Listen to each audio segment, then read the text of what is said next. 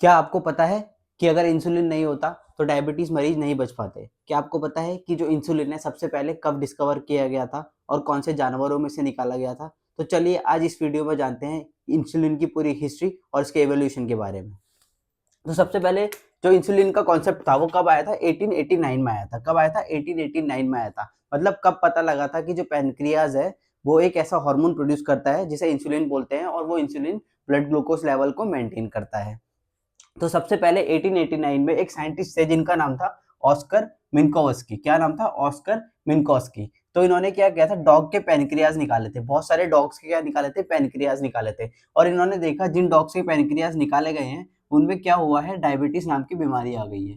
क्या हुआ है? डायबिटीज नाम की बीमारी आ गई है। मतलब उनका जो ब्लड ग्लूकोज लेवल है उसमें क्या हो गया, डिस्टर्बेंस हो गया है। मतलब ब्लड ग्लूकोज लेवल बहुत ज्यादा हाई हो गया है और ब्लड सेल्स, मतलब जो सेल्स है वो अच्छे से ब्लड ग्लूकोज एब्जॉर्ब नहीं कर पा रहे हैं। तो जो कॉन्सेप्ट था कि पैनक्रियास एक ऐसा हार्मोन प्रोड्यूस करता है जिसे इंसुलिन बोलते हैं, पर उस टाइम ये नहीं पता था कि उसे इंसुलिन बोलते हैं। तो उस टाइम ये पैनक्रियास मतलब एक ऐसा हार्मोन प्रोड्यूस करता है जो ब्लड ग्लूकोज लेवल मेंटेन करता है। वो कब पता लगा था? 1889 में, मतलब जो कॉन्सेप्ट आया था। फिर उसके बाद 1921 से 1922 में क्या हुआ था, बेंटिंग एंड बेस्ट साइंटिस्ट थे जिन्होंने क्या किया था, पेनक्रियास एक्सट्रैक्ट को क्या किया था, आइसोलेट किया था। मतलब जो डॉग के पेनक्रियास निकाले थे उनमें से क्या किया था, पेनक्रियाटिक एक्सट्रैक्ट को क्या किया था, आइसोलेट किया था। और कहाँ पे किया था isolate? University of Toronto, university of Toronto, university of Toronto. ये कहाँ है? कनाडा में है, ठीक है। तो उस टाइम उन्होंने क्या किया था, पेनक्रियाटिक एक्सट्रैक्ट को आइसोलेट किया था फ्रॉम दी डॉग्स की पेनक्रियाज से। डॉग्स की पेनक्रियाज और पिग्स के पेनक्रियाज भी यूज हुए थे इसमें।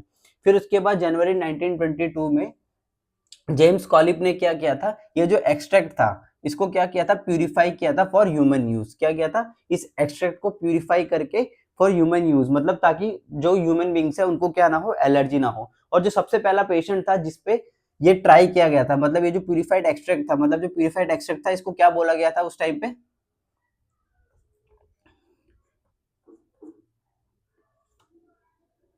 इलेटिन। क्या बोला गया था? इलेटिन। इलेटिन मतलब उस टाइम ये नहीं पता था कि इसको इंसुलिन बोलेंगे। उस टाइम इसको क्या बोला गया था, इलेटिन बोला गया था। जो किसमें ट्राई किया गया था, लियोनार्ड थॉमसन नाम का एक पेशेंट था जो जिसकी एज क्या थी, 14 ईयर्स थी। क्या थी? 14 ईयर्स थी। ये कहाँ का था? जापान का रहने वाला पेशेंट था।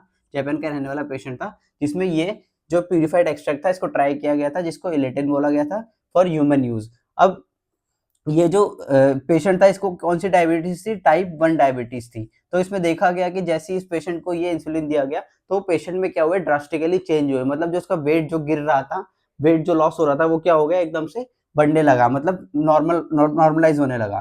तो लियोनार्ड थॉमसन पे ट्राई किया गया था जो ह्यूमन इंसुलिन था सबसे पहला।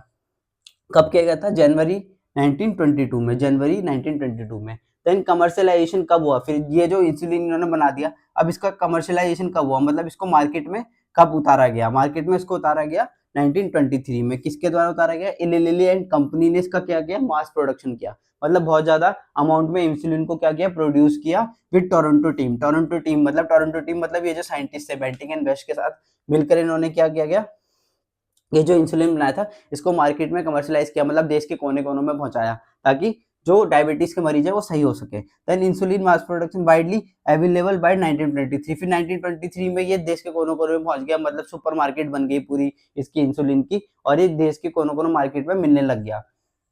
फिर साइंटिफिक ब्रेक थ्रू कब हुआ? Frederick Sanger determine amino acid sequence of insulin 1955। अब होता क्या है, इंसुलिन बेसिकली क्या होता है, एक प्रोटीन है जिसमें क्या होती है, अमीनो एसिड्स की क्या होती है, चेन होती है। अमीनो एसिड की क्या होती है, चेन होती है, पूरी सीक्वेंस होता है। तो फ्रेडरिक सेंगर एक साइंटिस्ट है जिन्होंने क्या किया था, सबसे पहला जो first protein to be fully sequence, मतलब ऐसा इंसुलिन जो उन्होंने बताया था कि ऐसा इंसुलिन बताया था जिसमें सारे जो प्रोटीन है फुली सीक्वेंस में है, मतलब जो अमीनो एसिड है पूरे सीक्वेंस में है। कब बताया था? 1955 में बताया था।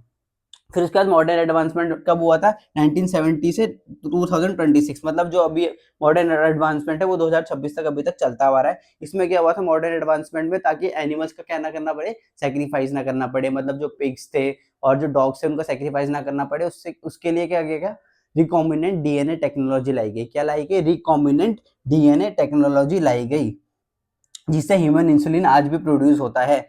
इसमें एग्जाम्पल अब जो उसके बाद फिर क्या हुआ लेटर, अगर हम बात करें तो इंसुलिन एनालॉग आए, फिर पंप आए, फिर सीजीएम आए, कंटिन्यूस ग्लूकोज मॉनिटरिंग हुई ताकि लोगों की जो डायबिटीज है उनको उसको क्या किया जा सके, कंट्रोल किया जा सके।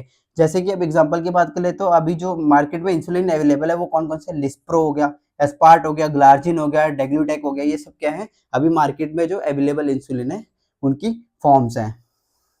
तो ये तो हमने बात कर ली पूरी इंसुलिन की हिस्ट्री क्या थी और उसका एवोल्यूशन कैसे हुआ, फिर उसमें एडवांसमेंट कैसा आया, मतलब उसको रिकॉम्बिनेंट डीएनए टेक्नोलॉजी से कैसे उसको रेप्लिकेट किया गया इंसुलिन को, मतलब और ज़्यादा प्रोडक्शन बढ़ाया गया। तो धन्यवाद। अगर आपको हमारी ये वीडियो पसंद आई है तो हमारी इस वीडियो को लाइक कीजिए, चैनल को सब्सक्राइब और ज़्यादा से ज़्यादा दोस्तों के साथ ऐसी मेडिकल इन्फॉर्मेटिव वीडियोज़ को शेयर कीजिए। धन्यवाद।